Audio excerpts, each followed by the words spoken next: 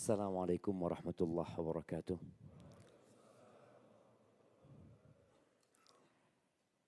Alhamdulillah alladzi radda ilayna arwahana wa afana fi ajsadina wa adhina lana bidzikrihi. Di antara doa yang dibaca Nabi alaihi salatu wassalam ketika beliau bangun dari tidurnya, beliau itu mengatakan alhamdulillah alladzi radda ilayya ruhi wa afani fi jasadi wa adhina li bidzikri. Beliau mengatakan alhamdulillah. Kita tidak boleh hidup tanpa alhamdulillah. Enggak sah orang hidup itu di muka bumi kalau dia tidak menyebutkan alhamdulillah. Maka sejak bangun tidur, kita sudah diajarkan untuk memuji Allah. Pujian khusus atas nikmat khusus yang Allah berikan. Ada pujian umum yang setiap sholat kita mengatakan alhamdulillahi rabbil alamin. Tadi kita baca tatkala kita sholat qobliyah subuh. Barusan imam kita juga membaca tatkala kita sholat subuh. Nanti sholat zuhur kita juga akan baca. Walaupun kita sedang sedih, walaupun kita sedang ditimpa musibah, tetap kita katakan alhamdulillahi rabbil alamin.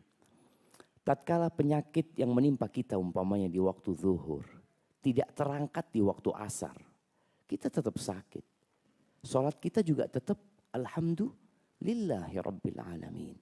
Begitu pula tatkala maghrib, isya dan sepanjang kita hidup. Kita mengatakan alhamdulillahi rabbil alamin. Karena memang nikmat Allah itu banyak sekali dibandingkan dengan musibah-musibah yang menimpa kita. Tatkala bangun tidur, ada alhamdulillah khusus. Beliau mengatakan segala puji bagi Allah yang telah mengembalikan kepadaku ruhku. Orang mati itu, orang tidur itu seperti mati. Dia tidak merasakan kehidupan. Dia tidak mendengar. Dia tidak melihat. Dia tidak tahu dengan apa yang terjadi di sekitarnya. Bahkan Ashabul Kahfi tidur berapa tahun?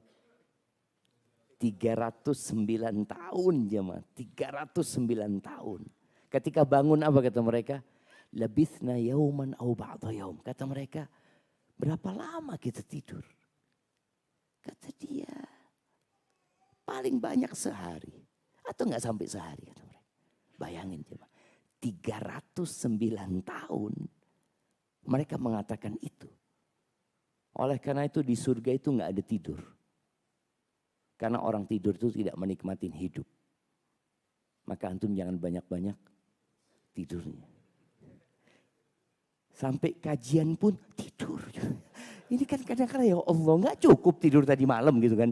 Enggak Ustaz, kayaknya anak kalau di kamar enggak bisa tidur Ustaz. Tapi pas kajian, Masya Allah Ustaz. Apalagi nanti khutbah Jumat. Itu kita akan melihat orang-orang yang khusyuk mungkin ya. Yang khusyuk. Tadi dia tidak merasakan kehidupan. Sampai ada cerita orang yang katanya marah-marah. Kenapa masjid ini aliran apa kata dia. Kok tahu-tahu komat kata dia. Loh, dia datang duluan tapi tidur. Jadi nggak merasakan khutbah pertama, khutbah kedua. Yang dia tahu komat. Loh, kok udah komat kata dia. Benar-benar jemaah, orang itu tidak merasakan kehidupan ketika tidur. Maka kita bersyukur kepada Allah, Allah mengembalikan ruh kita. Sehingga kita bisa menjalankan kehidupan ini. Nikmat kedua yang beliau puji Allah dengannya. Wa afani fi jasadi. Allah memberikan afiah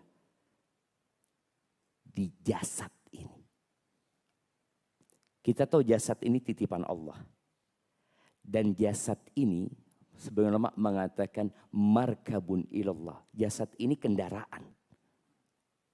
untuk menuju ke Allah Azza wa Jalla.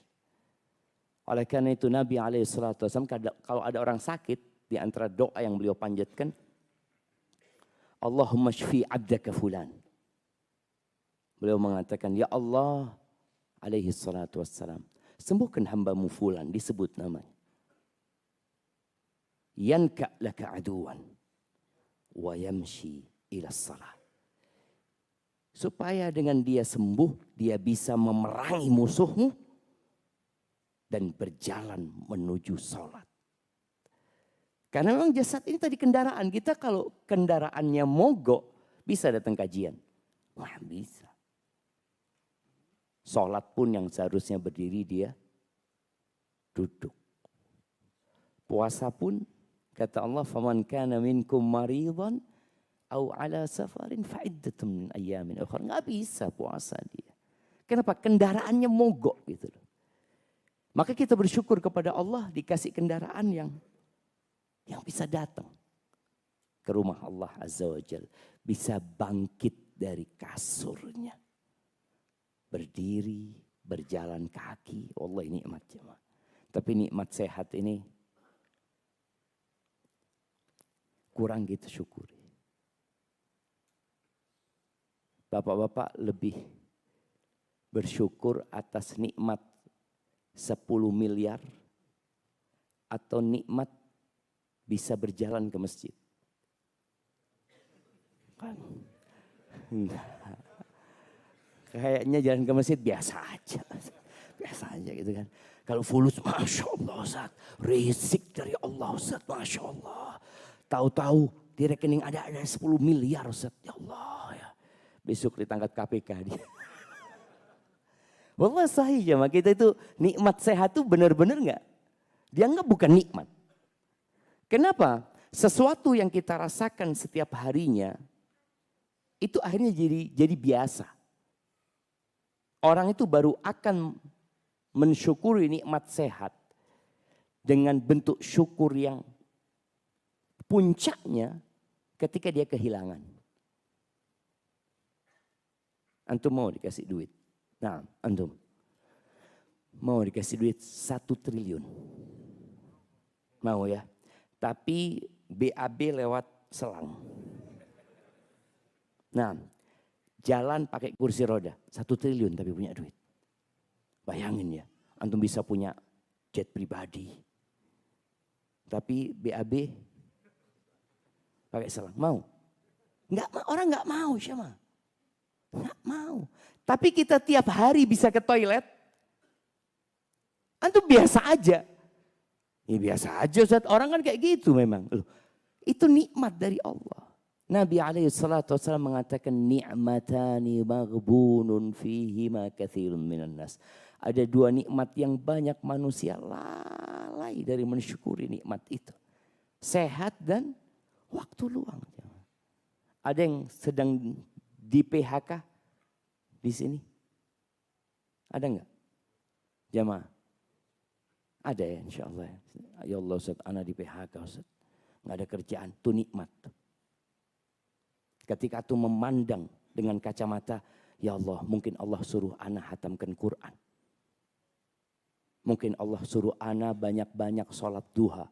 Karena selama anak bekerja enggak pernah sholat duha Ustaz. Dengan di PHK, antum punya waktu luang. Jadi pengangguran itu nikmat apa bukan? Gimana? Ketika antum memandang itu waktu luang, nikmat. Ya Allah ya, anak selama ini bekerja 15 tahun, berangkat jam 5, pulang jam 5. Alhamdulillah, mulai hari ini, anak gak kemana-mana. Mau ngapain Ustaz? Lo nikmat, antum bisa hatamin Quran. Anak ingat dengan seorang kawan ya, yang dia mengatakan, dia punya banyak kesalahan dalam hidup ini, tapi dia mengatakan, anak gak salah pilih istri Ustaz. Alhamdulillah kata dia. Ketika anak punya masalah, anak bangkrut, anak punya utang hampir 64 miliar Ustaz.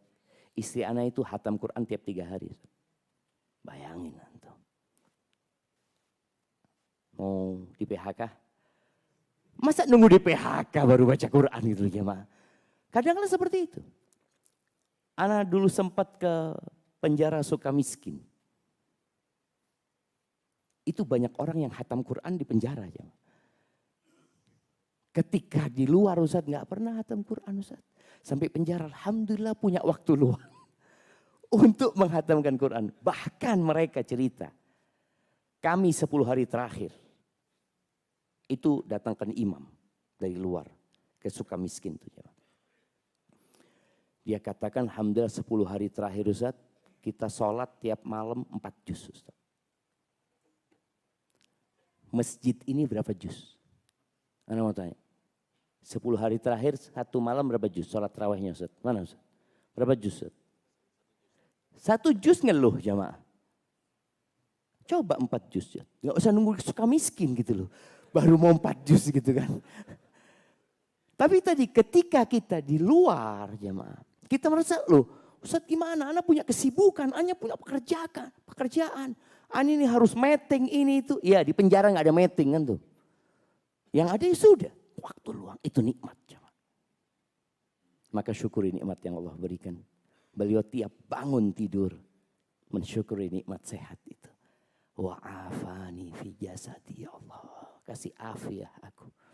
Kemudian nikmat yang paling nikmat ya. Beliau mengatakan wa'adzina li bidzikri. Allah memberikan izin kepada aku untuk mengingatnya. Karena ada orang ruhnya kembali, sehat badannya, tapi tidak mengingat Allah Azza wa Jalla. Apa gunanya? Binatang kadang-kala lebih baik dari sebagian manusia. Taib Allahumma salli wa sallim ala abdika wa rasulika. Sayyidina wa maulana Muhammadin wa ala alihi wa ashabihi ajma'in. Amma ba'd. Ahibbati fillah. Tadi imam kita baca surat apa? As-Sajdah. Sunnahnya baca sampai selesai sunnah jamaah. Rakaat pertama. Tapi kesian sama jamaah. Nah. Subhanallah. Surat ini dianjurkan untuk dibaca setiap Jumat subuh di rakaat pertama. Dan di rakaat kedua baca surat Al-Insan. Surat tentang manusia. Surat-surat yang sering dibaca oleh imam itu hendaklah kita membaca tafsirnya. Supaya antum tidak merasa lama bacaan imam itu. Antum udah tahu imam itu suka baca surat Sajdah, baca surat Al-Insan, baca Al-A'la, Sabbihisma Rabbikal A'la, baca lagi apa? Al-Ghashiyah. Yang paling sering apa dibaca imam? Apa? Al-Fatihah. Al-Fatihah. Antum baca tafsirnya. Udah Ustaz, kapan terakhir baca tafsir Al-Fatihah? Berapa ya? Mungkin 7 tahun yang lalu Ustaz. Loh, antum itu baca tiap hari 17 kali. Baca. Di awal surat As-Sajdah ini Allah mengatakan Alif Lam Mim. Lalu Allah mengatakan Tanzilul Kitab. La raiba fihi min Rabbil Alamin. Itu penurunan Alkitab ini. Tidak ada keraguan di dalamnya. Dari siapa Quran ini? Min Rabbil Alamin. Dari pencipta alam semesta ini. Dari pemilik alam semesta ini. Dari yang memberikan rizki kepada kita. Ya tapi orang-orang gak percaya ya. Am yaquluna iftarah. Apakah mereka berkata itu Muhammad alaihissalam bikin-bikin? Enggak. Maka Allah menantang orang-orang yang mengatakan Al-Quran itu buatan Nabi Muhammad alaihissalam. Ditantang. Engkau bikinlah. 1 surat saja. Yang sama dengan surat Al-Quran. Dan tantangan itu terbuka sampai hari ini. Sekarang sudah ada teknologi. AI itu ya. Udah ada teknologi. Bisa mereka bikin? Nggak bisa. Baik. Sekarang sudah bisa mendatangkan seluruh ahli bahasa kumpul di satu waktu. Zoom. Bikin satu surat. Tapi enggak ada. Ini menunjukkan Al-Quran benar-benar min Rabbil Alamin. Quran itu bukan buatan manusia. Quran itu firman Allah Azza wa Jalla. Tapi di antara firman Allah yang akan kita bahas pagi ini, berkaitan dengan kehidupan kita, ada dua sebenarnya. Sama-sama di surat Al-Baqarah. Yang pertama di ayat 45 dan 46 ya. Allah Azza wa Jalla mengatakan wasta'inu bis-sabri was-salah. Kalian minta tolonglah dengan sabar dan sholat. Artinya dengan melakukan tindakan yang namanya sabar dan dengan mendirikan sholat. Hidup ini masalah. Siapa yang tidak punya masalah? Orang mati pun menghadapi masalah terbesar. Karena kematian itu Nabi SAW menamakannya hadimul ladzat. Pemutus, penghancur semua kelezatan.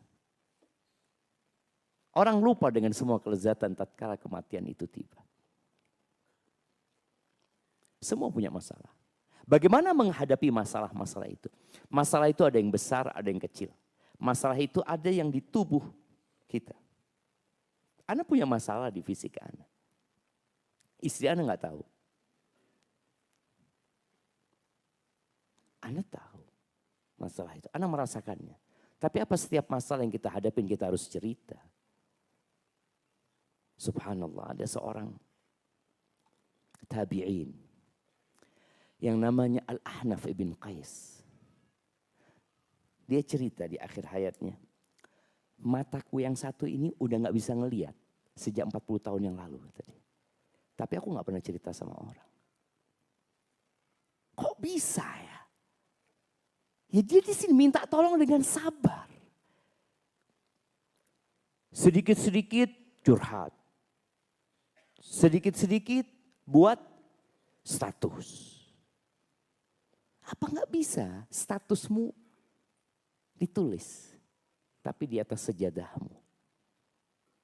Gak perlu pasangan hidupmu tahu juga. Ya, sebagian kita gak bisa. Karena dia gak kenal sama Allah Azza wa Jalla. Atau dia kenal tapi tidak mendalam. Ini Allah sampaikan bagaimana menghadapi kehidupan ini dengan meminta tolong dengan sabar. Baik, ada hadiah di sini. Mana panitianya? Masjidnya doang yang bagus ya, mah. Hadiahnya nggak ada. Baik. Nah, apa artinya sabar? Apa al-habsu itu? Nahan apa? Nahan nafsu. Nahan nafsu mah puasa. Iya, nahan apa? Sabar itu nahan apa? Secara bahasa artinya al-habsu. Menahan. Tapi secara syariat apa artinya sabar? Menahan apa? Taib. Menahan dalam ketaatan. Menahan diri dari melakukan kemaksiatan. Menghadapi ujian. Gimana? Apa yang ditahan ketika menghadapi musibah? Dari apa? Masya Allah, kasih hadiahnya. Masya Allah. Jazakallah khair ya. Betul yang beliau sampaikan, menahan ya.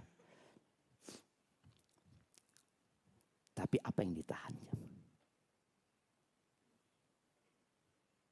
Menahan nafsu itu namanya puasa. Dan puasa itu sabar. Makanya syahrus saum itu syahrus sabar. Bulan puasa itu bulan kesabaran. Tapi anak kepingin tahu yang lebih detail. Siapa yang nahan diri dari apa? Sabar itu. Atau apa makna sabar kalau antum punya arti lain? Karena kadang-kala kita tadi malam ya Ustaz Amir menyebutkan bahwasanya ada bahasa-bahasa agama yang sudah jadi bahasa Indonesia tapi nggak pas dengan bahasa syariat. Silaturahmi umpamanya. Ya mereka menyebutnya ya perkumpulan, ya, persahabatan, persaudaraan, silaturahmi. Padahal itu kalimat khusus buat kerabat sebenarnya. Fitnah tadi malam yang disebutkan, ternyata punya makna lain ya. Baik, sabar. Ya Allah jemaah, antum kayaknya nggak pernah sabar gitu. Kok ditanya sabar sekarang, apa sabar itu ya? Nah, tafadhal. Sebelah kiri ini. Menerima sesuatu yang tidak disukai, itu namanya ridho. Nah, tadi kita udah kasih kata kunci ya. Sabar itu menahan, bukan menerima. Kalau sudah menerima itu namanya ridho. Jadi tingkatan menghadapi musibah itu yang paling wajib itu, bukan yang paling wajib ya, yang wajib. Ada yang haram itu namanya jaza, marah ya. Tingkatan di atas jaza ini yang wajib sabar. Di atasnya sabar ada namanya ridho tadi disebutkan. Di atasnya ridho ada lagi namanya syukur. Syukur atas musibah. Bayangin ada orang bersyukur atas musibah. Iya ada. Baik, sabar itu apa? Kalau sudah tadi katakan menerima, enggak. Dia belum menerima. Nah, dari mencela ketaatan Allah dan wasahlah, masya Allah. Antum mau kasih amplop, kasih buku? Amplop aja ya, masya Allah. Anda nggak tahu ada isinya apa enggak loh. Iya, jadi sabar itu menahan diri dari mengucapkan atau melakukan sesuatu yang tidak sesuai dengan akal sehat dan tidak sesuai dengan syariat. Itu sabar. Jadi orang itu masih nahan jemaah. Karena orang kalau nggak sabar, gelas dia lempar ya, piring dia jatuhkan. Kemudian mungkin kalau dulu bangsa Arab itu, sekarang mungkin masih ada wanita-wanita itu merobek-robek bajunya, menampar-nampar pipinya. Mungkin ada sebagian orang ambil pisau, dia sayat tangannya. Itu nggak sabar. Sabar itu nahan diri, sakit tuh. Tapi kalau orang sudah naik ridho, itu sudah agak lega dadanya. Kalau bisa seperti itu. Dan sabar itu kata Nabi SAW, innamas sabru inda sadmatil ula. Yang dikatakan sabar yang sempurna itu, yang dikatakan wabasyiris sabirin, berikan kabar gembira kepada orang-orang yang sabar itu ketika hempasan pertama. Tahu-tahu ada telepon yang mengatakan istri antum meninggal. Meninggal. Alhamdulillah kata dia. Ana sudah capek menghadapi dia. Jadi meninggalnya istri itu musibah apa enggak? Buat dia bukan musibah gitu loh. Buat dia bukan musibah. Ada juga istri-istri yang ketika dapat WA, suamimu yang sabar engkau yang meninggal dunia kata dia. Kapan meninggal? Tadi. Ya Allah, sudah lama aku tunggu kata dia. Wallah jamaah. Tidak semua istri itu mencintai suaminya. Dan kata Umar bin Khattab radhiyallahu anhu, fa inna aqallal buyut allati tubna 'alal hub, sedikit rumah tangga yang dibangun di atas cinta. Sedikit. Terus kenapa orang-orang itu bertahan? Kenapa kita bertahan? Nah, siapa yang mau jawab? Anda kasih hadiah lagi. Kenapa? Siapa yang mau jawab? Angkat tangan yang mau jawab. Karena apa? Nya'ah. Apa nya'ah itu? Sayang. Oke, kita kasih hadiah karena nya'ah ya. Sayang kenapa antum sama dia? Udah berjuang dia sama antum ya. Udah punya anak ya, kesian gitu kan. Kesian jadi. Memang ada mawaddah dan rahmah memang jamaah. Ada mawaddah dan rahmah. Tapi kadang-kala memang yang menjadi perekat utama itu adalah Islam dan ihsan. Maka kata Umar bin Khattab radhiyallahu anhu, "Walakinnan nas yata'amaluna bil ihsani bil islami wal ihsan." Orang itu bergaul karena ya syariat Islam yang memerintahkan kita untuk bersabar ya, memerintahkan kepada kita untuk berbuat baik. Jangan kepada istri, jangan kepada suami. Kepada binatang pun kita disuruh berbuat baik. Jamaah. Itu menjadi perekat. Jamaah. Ada juga seorang wanita yang sudah tua renta, tua. Dia ditanya, ibu masih ada suaminya? Kayaknya di Turki itu, kalau anda lihat bahasanya, terjemahkan kata dia, enggak, meninggal. Kapan meninggal suaminya? 2 bulan yang lalu. Kata presenternya, engkau jadi sedih banget, kata dia. Enggak, anda enggak sedih, kata dia. Kenapa? Dia bukan orang baik, bukan orang baik dia. Itu zaman. Kenapa perempuan ini 50 tahun berumah tangga dan ketika suaminya meninggal, dia tidak puji suaminya. Dan padahal kita ini butuh pujian, bukan pujian ya. Kita ini butuh pengakuan dari istri kita kalau kita orang baik. Kenapa? Karena boleh jadi orang yang pertama menggugat kita siapa? Istri kita.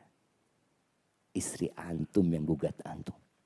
Orang tua ya mungkin ya ridho sama anaknya. Anaknya mungkin durhaka, dimaafkan ya. Tapi ada istri yang mungkin gak ridho dia. Dia akan mengatakan dalam dirinya, gak apa-apa bang kau zalimin aku sekarang bang. Tapi ada hari di mana aku bisa mengadukan engkau kepada pencipta langit dan bumi ini. Sahih jamaah. Tapi kalau bicara sabar, jadi sabar tadi menahan diri ya. Ingat, menahan diri agar kita tidak mengatakan sesuatu yang tidak diperbolehkan. Dan tidak melakukan perbuatan yang memang gak seharusnya. Dan Allah mengatakan, minta tolonglah kalian kepada sabar dan sholat. Wa innaha lakabiratun illa 'alal khashi'in. Dan wasiat ini berat. Maka sebagian orang ketika dikasih nasihat sabar. Sabar kata dia. Loh Ustaz, sampai kapan ana bersabar? Dia langsung nolak, seakan-akan enggak, ana mau solusi lain. Loh, solusinya itu sabar. Dan Allah sudah suruh kita. Namun kesabaran itu memang membutuhkan perjuangan. Di dalam hadis Nabi SAW mengatakan, "Waman yatasabbar yusabbirhullah." Barang siapa yang yatasabbar, yang berusaha untuk sabar, yang dia menghibur dia mengatakan sabar, dunia ini hanya sementara, semua musibah itu akan berakhir, bukan hanya engkau yang kena musibah, sabar, ayolah sabarlah katanya. Buat apa engkau marah-marah? Buat apa engkau teriak-teriak? Nggak ada gunanya, nggak ada manfaatnya. Terus dia berperang dengan bisikan jiwanya dan itu yang disebut sabar. Dia menyabar-nyabarkan dirinya. Kalau anak nggak sabar Ustaz, udah habis orang itu Ustaz. Iya, betul. Makanya ketika seorang berpuasa di bulan sabar itu, lalu ada yang menantang dia, ngajak berantem dia, nyakitin dia, apa yang harus dia katakan kepada dirinya? Ini shaim, aku puasa, nanti habis tarawih ketemu ya. Enggak kayak gitu dia jawab. Dia berusaha untuk nahan diri. Waman yatasabbar yusabbirhullah. Terakhir Allah kasih hadiah buat dia. Dia jadi orang penyabar. Dan Allah yang membuat dia minas sabirin. Ada usaha dari kita jamaah. Kemudian wa ma u'tiya ahadun ata'an khairan wa awsa minas sabr. Tidaklah seorang hamba diberi karunia. Ata ya. Atau ini pemberian Allah SWT. Yang lebih baik dan lebih luas daripada kesabaran. Jadi sabar itu juga karunia dari Allah SWT. Kenapa kok sabar itu jadi karunia yang terbaik dan terbesar? Karena semuanya membutuhkan kesabaran. Antum duduk di sini butuh sabar enggak? Jangan duduknya, berangkat dari rumahnya. Kadang-kala antum lihat flyer, Ya Allah, kenapa kajiannya habis subuh ya Allah. Jadi sudah dalam hati. Astagfirullahaladzim, ya berangkatlah. Disabar-sabarin. Pasang alarm jam berapa tuh pasang alarm ya? Ada yang jam 2 bayangin, ada yang jam 2 jemaah. Jam 2 bangun, ya Allah masih ada waktu nambah dikit lah gitu kan. Nambah dikit, ternyata adzan subuh baru bangun. Iya, membutuhkan kesabaran. Artinya antum datang kajian, tadi sabar melakukan ketaatan, sabar menjauhi kemaksiatan, dan sabar menghadapi musibah.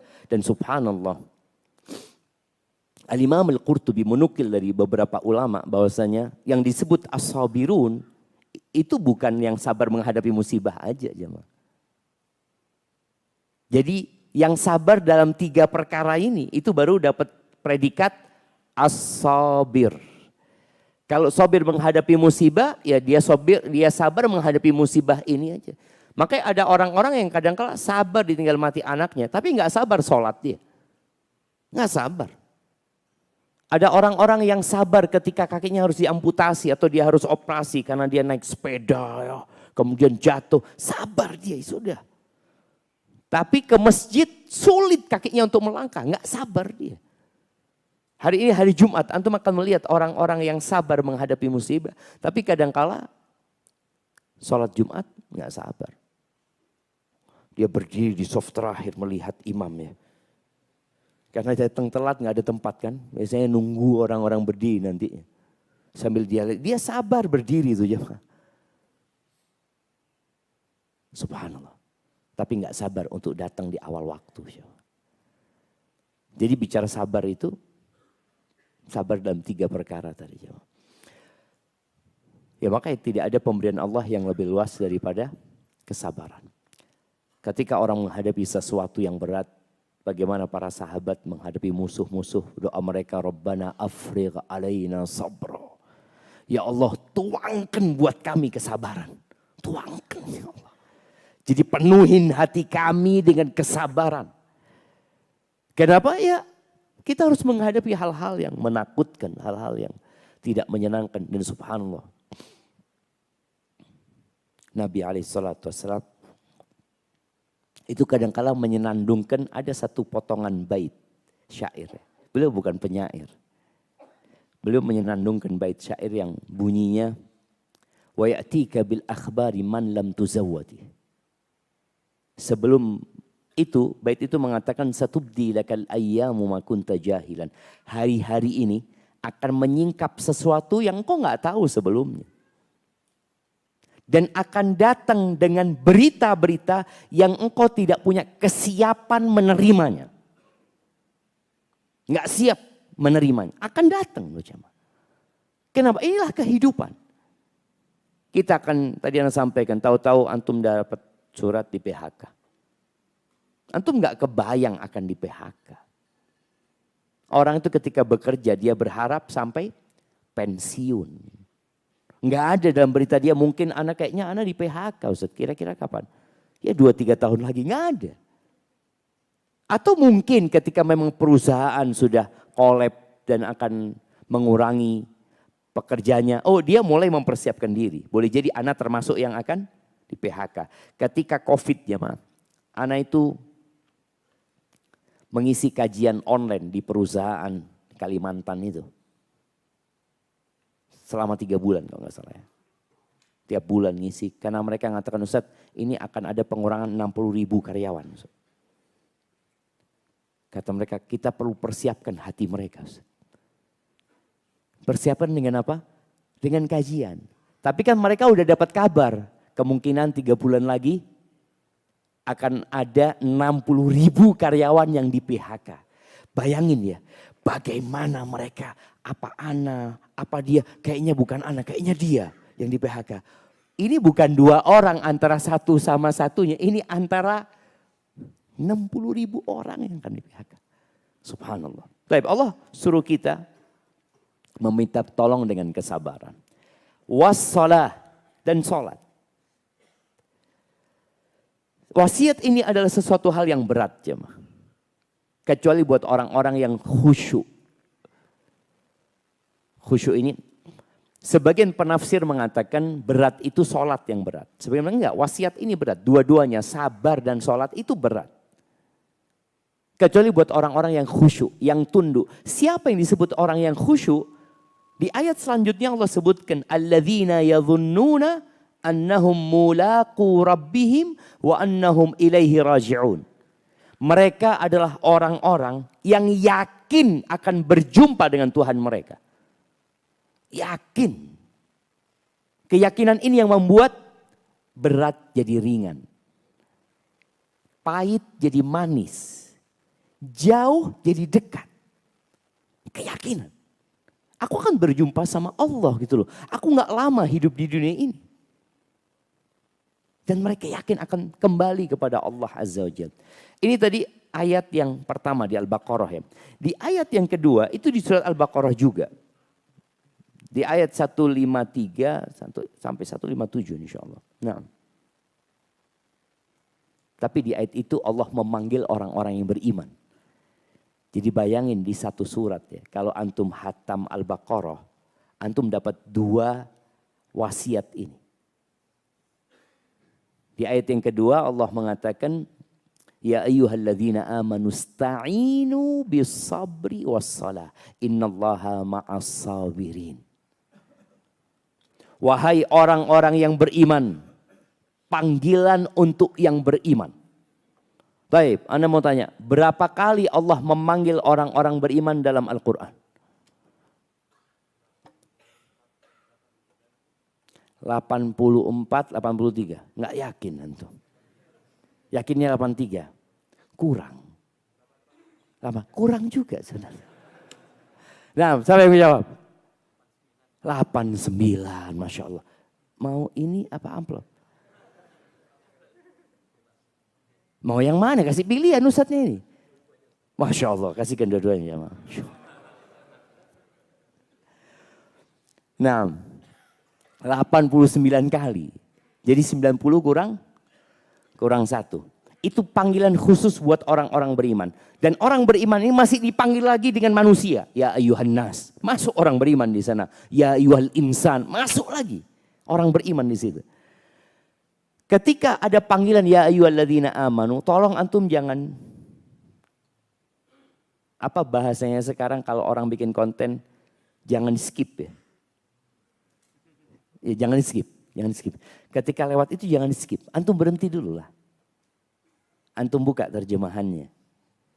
Karena insya Allah antum tahu ya ayyuhalladzina amanu itu panggilan sudah. Ada 89 kali. Jadi kalau antum hatam Al-Quran berarti insya Allah antum sudah mengkaji 89 panggilan itu. Berhenti antum baca terjemahannya. Apa sih yang Allah akan berikan kepada anda dengan panggilan ini. Karena jamaah banyak orang-orang kehilangan bonus. Kehilangan manfaat. Kehilangan ya hal-hal yang menguntungkan dia. Karena dia nggak dengerin panggilan. Di perusahaan kadang-kala ada pengumuman gitu ya. Ada pengumuman di kampus juga anak-anak yang kuliah. Banyak mahasiswa yang nggak baca pengumuman. Tahu-tahu KKN ditutup. Dia ya Allah, anak nggak tahu loh. Gimana sih? Kok antum nggak tahu? Kan udah diumumkan. Kapan diumumkan? Ya udah berapa kali diumumkan. Tapi ketika pengumuman itu disampaikan, antum main handphone. Sibuk dengan handphone antum. Jadi gak dengar pengumuman itu. Abdullah bin Mas'ud mengatakan, "Idza sami'ta ya ayyuhalladzina amanu fa'ar'iha sam'ak." Kalau engkau dengar ya ayyuhalladzina amanu, pasang kupingmu itu. Pasang. Telingamu itu, pendengaranmu engkau pasang. Kenapa? Orang yang sedang sibuk dengan handphonenya nggak dengar jemaah. Makanya kenapa sebagian istri itu ngeluh. Atau sebagian suami mengeluhkan istrinya. Aku panggil istriku nggak dengar Ustaz. Memang tadi ketika dia sibuk membaca sesuatu. Dipanggil. Nggak dengar jemaah. Maka tinggalkan semua aktivitas. Antum dengarkan ya ayyuhalladzina amanu. Di situ kata Abdullah bin Mas'ud, ada kebaikan yang sedang Allah hendak sampaikan kepada engkau. Atau ada keburukan yang Allah ingin peringatkan dirimu agar tidak sampai terkena keburukannya. Di sini Allah memanggil orang-orang berista'inu bisabri wassalah. Sejatinya kita itu minta tolong sama Allah, jemaah. Setiap sholat kita mengatakan iyyaka na'bud wa iyyaka nasta'in. Kepadamu kami beribadah dan hanya kepadamu kami meminta pertolongan. Allah kasih arahan. Nih, engkau minta tolong kepada Allah, Allah kasih arahan. Caranya dengan sabar. Berusaha untuk sabar. Yakin bahwasanya musibah yang Allah turunkan itu sesuai dengan kemampuan ana. Kalau ana nggak mampu, nggak mungkin akan menimpa. Ketika orang yakin dengan itu, dia akan sabar. Wassalah, sholat. Tetap dengan sholat. Nabi SAW, idza hazabahu amrun fazi'a ila shalah. Beliau kalau dirudung permasalahan, beliau larikan kemana? Sholat. Sholat itu tempat untuk minta pertolongan sama Allah. Jadi kadangkala ada orang yang punya musibah, punya masalah. Larinya kemana jemaah? Di negeri kita ini ada tempat pelarian buat orang-orang yang suntuk ya, yang galau. Kemana? Di mana jemaah? Pegunungan. Psikolog. Mana lagi? Dukun. Mana lagi jemaah?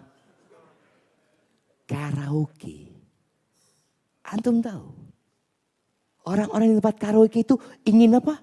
Aduh lah, untuk menghilangkan kepenatan. Aduh ini itu. Dia punya ruangan khusus untuk mengekspresikan, mengungkapkan isi hatinya. Nyanyi terus. Dia pikir selesai urusannya. Nggak selesai. Tempat untuk mengungkapkan isi hatimu itu sholat. Sholat. Maka kita perlu mengajarkan hal ini. Cuma orang-orang yang ke karaoke itu nggak datang kajian. Gimana tugas antum sekarang? Bisa antum bikin selebaran kecil lah. Yang isinya ayat ini. Duduk di pintu, di parkiran karaoke antumnya. Ini dakwah loh jamaah. Ini dakwah. Antum berdiri di situ, setiap orang datang. Fadhal Pak. Insya Allah. Mampu nggak antum? Bisa nggak? Mau nggak?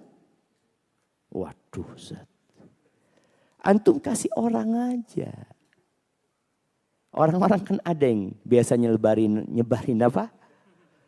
Brosur-brosur. Antum kasih fulus, jangan kasih fulus. Antum berdiri di sana, setiap orang masuk tempat karaoke kasih ini. Ya kasih iklan dikit lah, apa?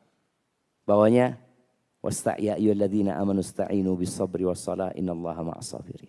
Seperti itu. Semoga ketika dia baca itu nggak jadi masuk ya.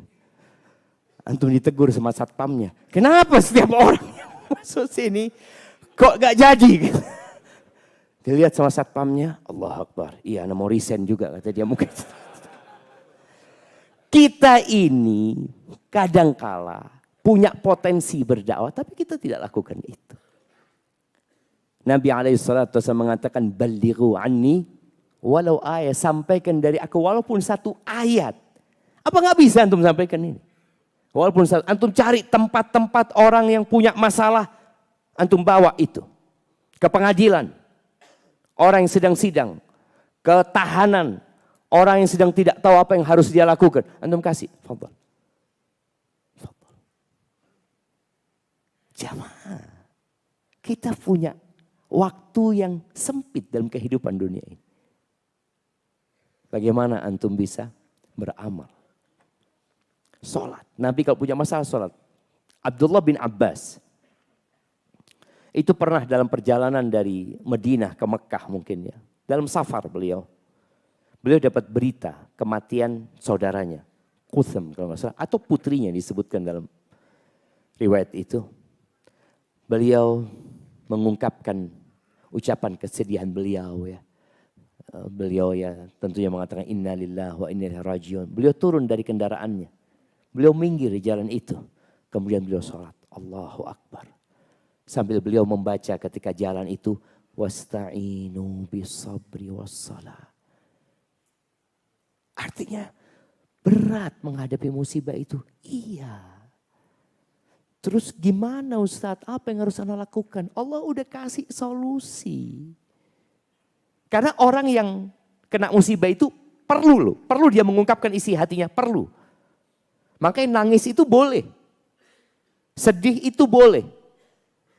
Dan orang itu ingin melakukan sesuatu. Iya, engkau ingin melakukan sesuatu. Ya udah, engkau sholat. Tinggalkan orang-orang itu. Sholat Abdullah bin Abbas. Setelah sholat antum akan rasakan. Ya Allah jadi lebih tenang. Cuma sholatnya harus khusyuk. Dan biasanya orang kalau kena musibah khusyuk sholatnya. Makanya orang-orang yang di soft pertama itu biasanya banyak masalah. Kalau masalahnya sedikit ada di mana? Belakang tuh. Saya sedikit alhamdulillah kata dia. Yang bersandar itu. Nggak punya masalah. Nah, cuma masalah di punggung. Nah, jemaah, kita minta tolong sama sholat. Perbanyak sholatmu. Yang punya masalah, anaknya mungkin kurang berbakti. Perbanyak sholatnya. Sampai Sa'id ibn Musayyib ibn Hazan. Dia mengatakan kepada anaknya, La azidanna fi sholati. Aku akan tambah sholatku, kata dia. Agar Allah menjagamu untukku. Nambah sholatnya. Jadi apapun masalahnya. Ketika antum tahu solusinya itu ada di sabar. Antum nahan diri. Terus menahan diri. Yakin bahwa ketentuan Allah itu pasti indah. Gitu. Kemudian antum sholat. Allah bersama orang-orang yang sabar. Lalu Allah di ayat selanjutnya mengatakan. وَلَا تَقُولُوا لِمَنْ يُقْتَلُ فِي سَبِيلِ اللَّهِ أَمْوَاتٍ. Tuh sebagian sahabat keluarganya meninggal dunia. Tewas di medan perang. Jangan kalian berkata orang-orang yang terbunuh di jalan Allah itu mati. Enggak. Bal ahya. Mereka hidup. Memang jasad mereka mati. Tapi mereka hidup di tempat yang lainnya. Walakin la tash'urun. Cuma kalian tidak merasakan hal itu. Ketika selesai perang Uhud, ada seorang wanita yang disebutkan kerabatnya banyak meninggal dunia. Suaminya, anaknya, saudaranya. Ya. Ketika berita kematian itu datang kepada dia, ya dia harus menyabarkan dirinya. Maka dia bertanya, Kaifa Rasulullah sallallahu alaihi wasallam? Gimana Rasulullah SAW? Karena banyak yang mati. Dia kepingin tahu kondisi Nabi SAW. Maka dikatakan, huwa bi khair. Nabi baik-baik. Kata perempuan ini, hatta aro. Aku gak tenang. Aku gak nyaman hatiku. Sampai aku melihat Nabi SAW. Artinya dengan beban yang datang kepada dia. Dia ingin melihat Rasulullah SAW. Akhirnya dikasih jalan dia. Dia menghadap kepada Nabi SAW. Nabi terluka. Tapi beliau alhamdulillah. Lalu perempuan ini mengatakan, ya Rasulullah. Kullul musibati ba'daka jalalu. Semua musibah itu ya Rasulullah. Setelah aku melihatmu gak apa-apa. Ringan ya Rasulullah. Wallahi sahih jemaah. Tidak ada musibah yang lebih besar. Yang menimpa umat ini. Lebih daripada musibah ditinggal mati Nabi SAW. Makanya Nabi pernah mengatakan SAW. Barang siapa yang ditimpa oleh musibah. Falyatasalla bi musibati. Hendaklah dia menghibur dirinya dengan musibahku. Itu kalau antum cinta sama Nabi SAW. Karena kita nih akan sedih ketika ditinggal mati orang-orang yang kita cintai. Dan kata Nabi SAW, la yu'minu ahadukum, gak beriman loh seseorang di antara kalian. Hatta akuna ahabba ilaihi min malihi wa waladihi wa nasi ajmain. Min walidihi wa waladihi wa nasi ajmain. Tidak beriman seseorang di antara kalian sampai dia menjadikan aku lebih dia cintai daripada orang tuanya, daripada anak-anaknya, dan daripada seluruh umat manusia. Jadi kita perlu menghadirkan ketika sedang terkena musibah itu dengan ditinggal mati Nabi SAW. Lalu Allah katakan walanabluwannakum. Nah ini berkaitan dengan meminta tolong dengan kesabaran. Allah mengatakan kami benar-benar akan memberikan ujian kepada kalian. Ini sebuah kepastian dan keniscayaan yang gak mungkin kita keluar dari masalah. Kami benar-benar akan memberikan bala kepada kalian. Bentuknya apa? Bisyai'in minal khauf. Sedikit rasa takut. Kita punya rasa takut. Takut sakit. Kenapa banyak orang ketika makan sekarang menghindari jeroan? Kenapa? Takut. Ada rasa takut. Padahal makanannya enak, ya dia aduh takut. Takut penyakit, ya, takut kemiskinan, takut bang. Kenapa antum lihat yang namanya asuransi itu laris ya, kenapa? Takut. Ketakutan inilah yang membuat orang akhirnya asuransi.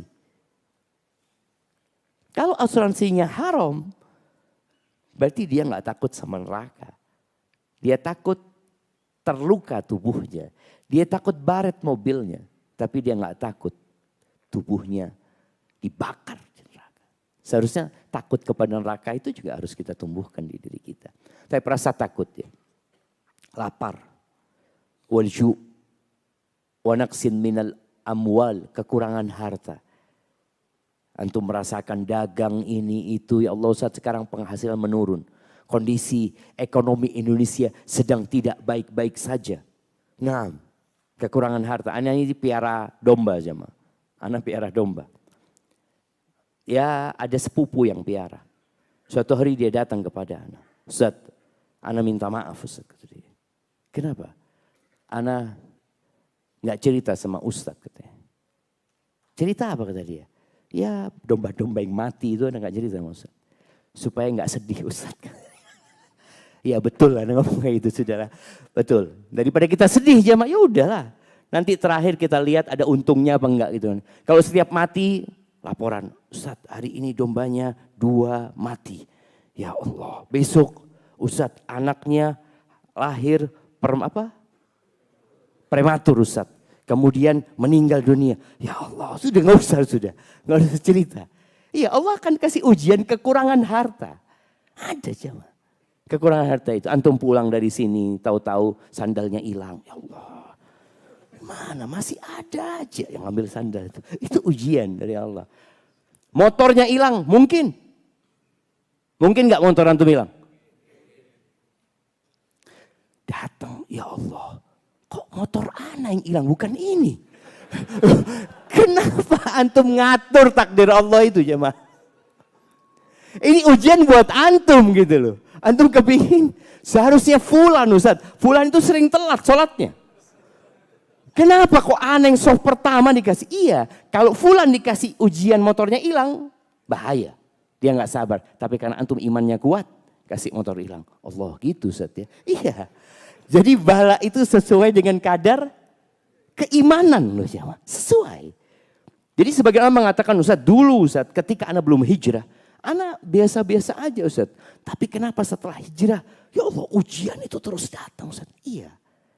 Karena kalau ujian ini datang ketika engkau belum hijrah. Boleh jadi engkau murtad pada waktu itu. Dan Allah berikan ujian kepadamu sekarang ini. Engkau semakin kencang sholat malamnya. Itu jemaah. Jadi Allah akan kasih ujian kekurangan harta. Kemudian wal anfusi wa thamar. Kekurangan ditinggal mati orang-orang yang dicintai. Kemudian gagal panen ya. Wabasyiris sabirin. Jadi kalau kita lihat nih. Kekurangan harta itu biasanya bisnismen. Kekurangan buah-buahan atau hasil panen itu siapa? Petani. Jadi kasih ujian masing-masing. Petani ngitung jemaah. Terus terang. Anda ini punya pengalaman dalam bercocok tanam. Ada satu kawan mengatakan, Ustadz bisnis bawang, tanam bawang Ustadz lagi bagus. Bismillah.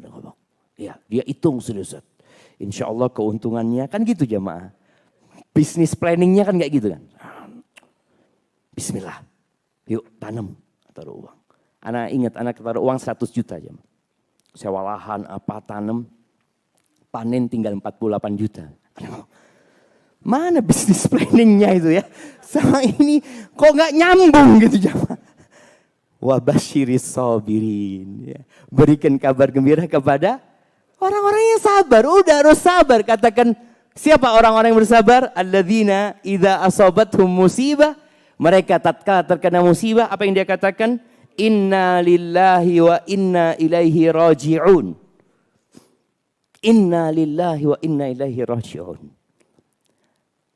Ujian itu nyata jemaah. Ingat tadi uang Anda tinggal berapa? 100 juta tinggal berapa?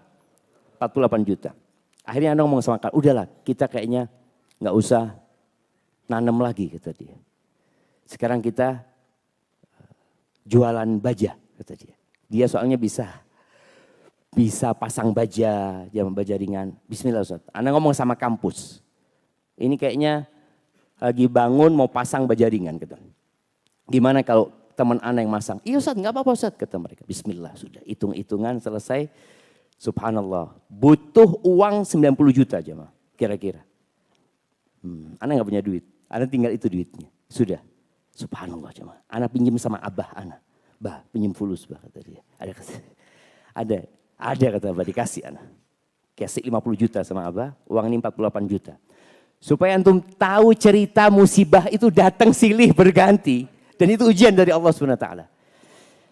Dia cerita, Ustaz ada baja ringan murah Ustaz kata dia. Oke, bismillah sudah Anda ngomong. Dia ngambil dari kota lain jemaah, dikirim sudah. Bismillah. Telepon-teleponan sama orang itu, datang baja ringan tuh jemaah. Supirnya ngomong, kata bos nggak boleh diturunin sampai ditransfer. Oke, transfer kata dia. Dia transfer ke orang ketiga jemaah. Transfer, iya sudah ya, bismillah 48 juta ditransfer jemaah. Sudah, sisanya besok akan duit yang pinjam sama orang tua itu besok.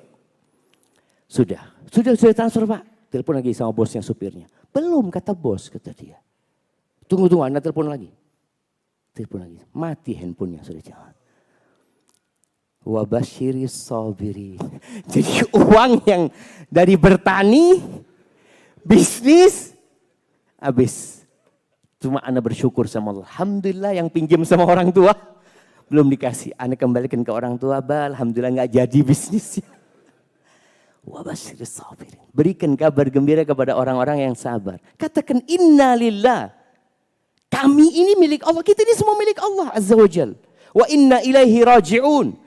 Sandal kita, kaki kita, perut kita, tangan kita, semua harta kita, anak-anak kita, orang tua kita milik Allah SWT. Kita akan kembali kepada Allah Azza wa Jal. Dan kalau antum bersabar, Allah akan kasih yang lebih baik daripada yang hilang. Bayangin ya, Allah akan kasih lebih baik daripada yang hilang. Bukan dikasih harta yang berlimpah ruah kemudian enggak. Apa kata Allah? Ulaika alaihim salawatu min rabbihim wa rahmah. Mereka akan mendapatkan salawat dari Allah. Dan akan mendapatkan rahmat. Ulaika alaihi salawatu min rabbihim wa rahmah. Kasih sayang dari Allah SWT. Dan kasih sayang Allah itu lebih baik dari dunia dan isinya. Wa ulaika humul muhtadun. Dan mereka adalah orang-orang yang mendapatkan petunjuk. Jadi pastikan ketika antum dapat musibah. Sabarkan diri antum. Ketika berat ini itu salat. Dan jangan lupa lisannya untuk mengatakan inna lillahi wa inna ilaihi raji'un. Ditambah satu lagi doa. Sampai hafal doanya. Doa kalau kena musibah. Nah.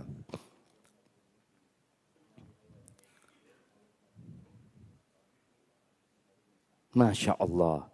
Sahih. Mau yang mana ini? Amplop ya. Masya Allah. Kasihkan kepada beliau. Mudah-mudahan ada isinya Bapak ya. Tunggu Anda lihat jemaah. Oh ada jemaah Masya Allah. Tadi ketika terkena musibah baca inna lillahi wa inna ilaihi raji'un. Itu minimal. Yang maksimal Nabi SAW ajarkan tambahan. Allahumma jurni fi musibati wa akhlif li khairan minha. Ya Allah berikan pahala di musibahku ini. Karena musibah itu bisa jadi berpahala, bisa jadi berdosa. Kapan berpahala? Ketika kita menghadapinya dengan sabar. Kapan menjadi dosa? Tatkala kita menghadapinya dengan jaza tadi, marah. Jadi dia nggak menahan diri, dia marah, maka di situ jadi dosa. Apakah ketika dia marah musibahnya diangkat? Tidak. Makanya orang yang marah dengan musibah yang menimpa dia itu rugi 2 kali dia. Rugi pertama musibah tetap menimpa dia, yang kedua rugi apa? Rugi nggak dapat pahala, jadinya dapat dosa. Itulah jamaah yang mungkin bisa kita pekaji dalam kesempatan kali ini. Semoga kayaknya nggak ada pertanyaan. Baik, ana izin minum dulu, bismillah.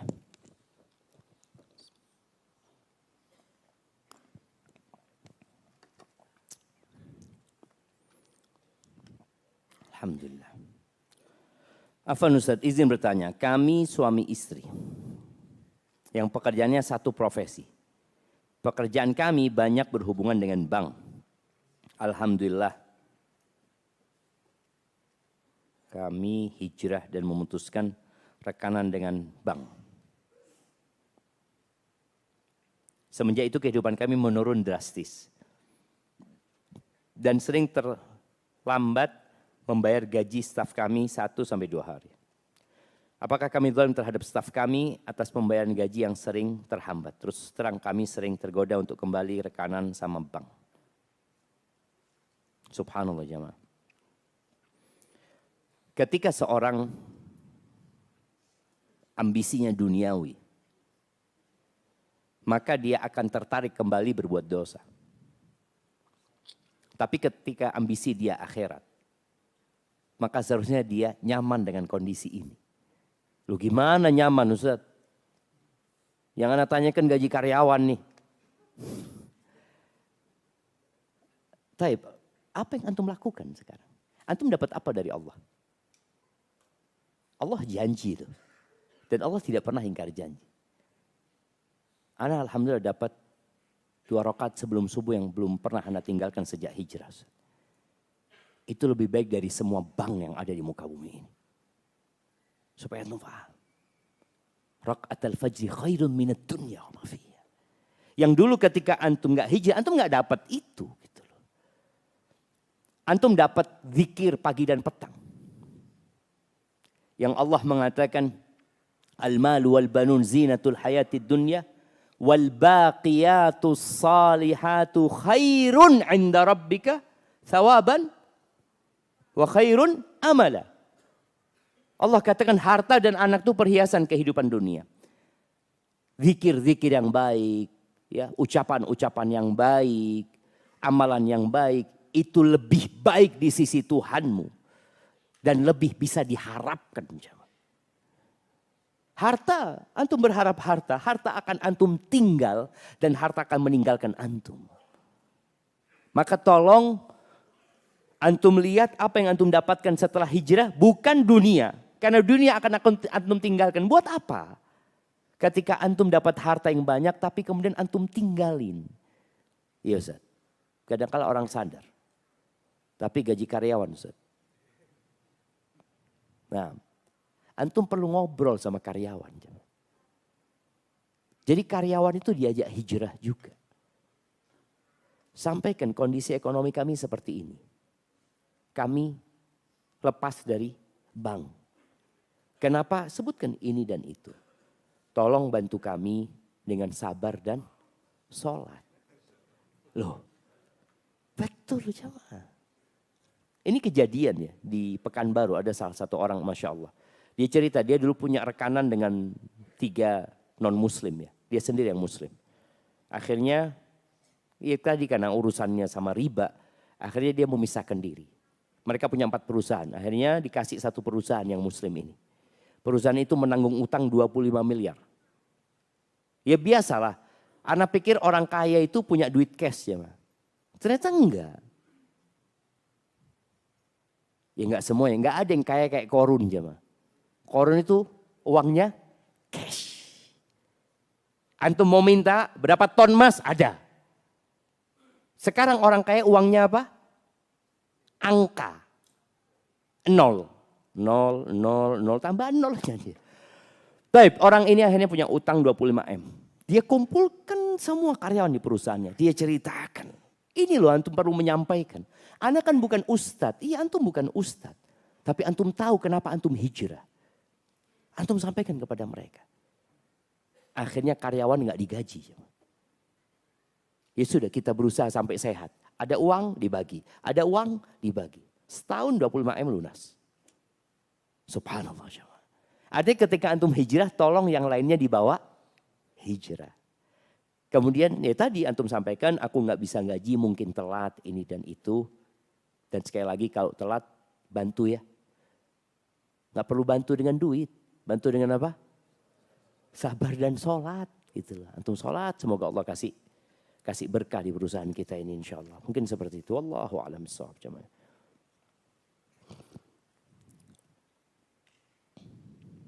Bismillah, assalamualaikum warahmatullahi wabarakatuh. Waalaikumsalam warahmatullahi wabarakatuh. Ustadz, anak saya laki-laki masuk agama Kristen. Padahal dari kecil saya didik agama Islam. Saya sudah berusaha menasehati, mengingatkan. Dan sudah bicara dari hati ke hati. Tapi anak saya tetap masuk Kristen. Saya kepikiran dan hidup merasa dihantui dosa. Apa yang harus saya lakukan Ustaz? Terima kasih Ustaz. Allahu Akbar.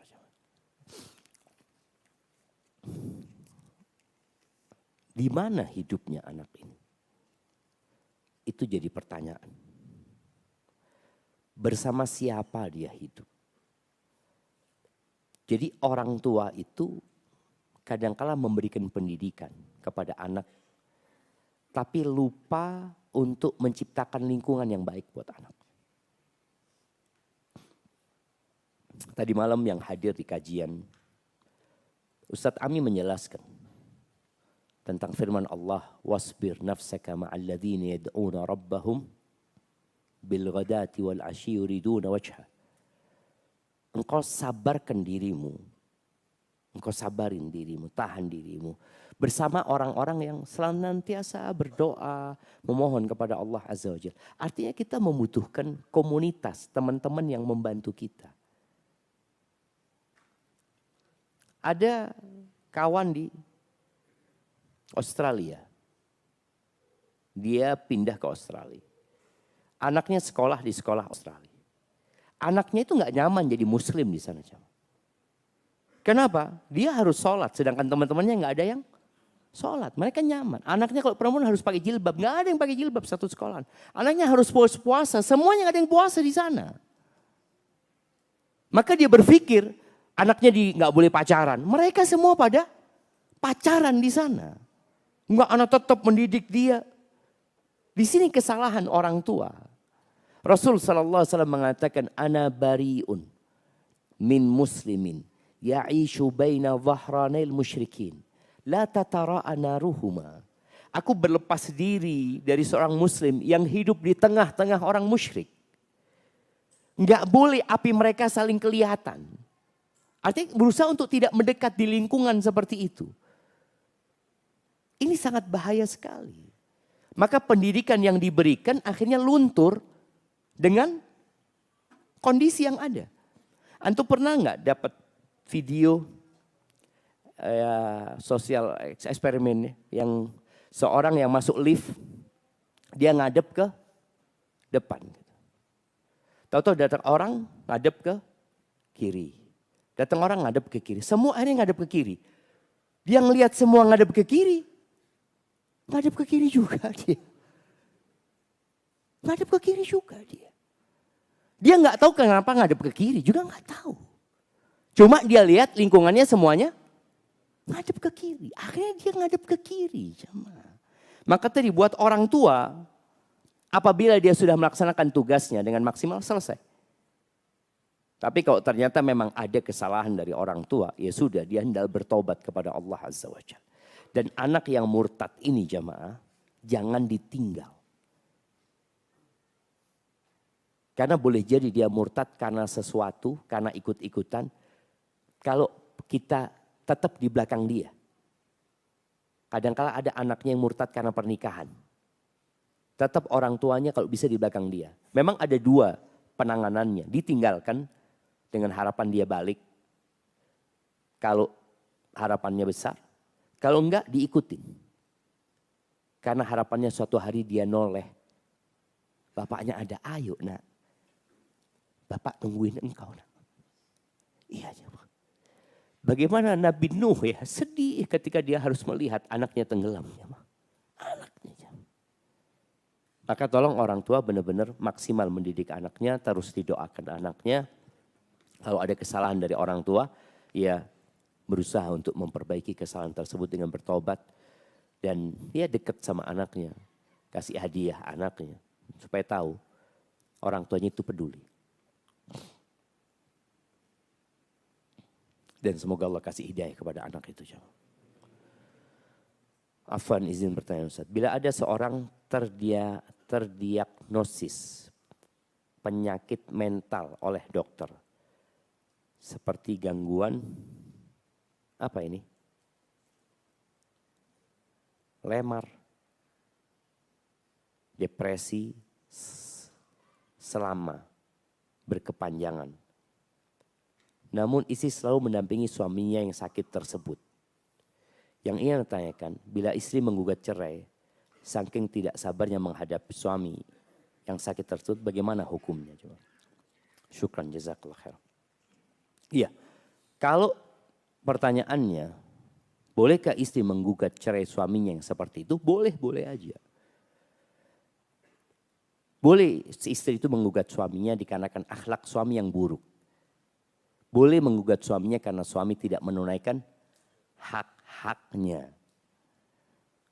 Kalau memang dia merasa kayaknya anak kalau melanjutkan hidup sama suami,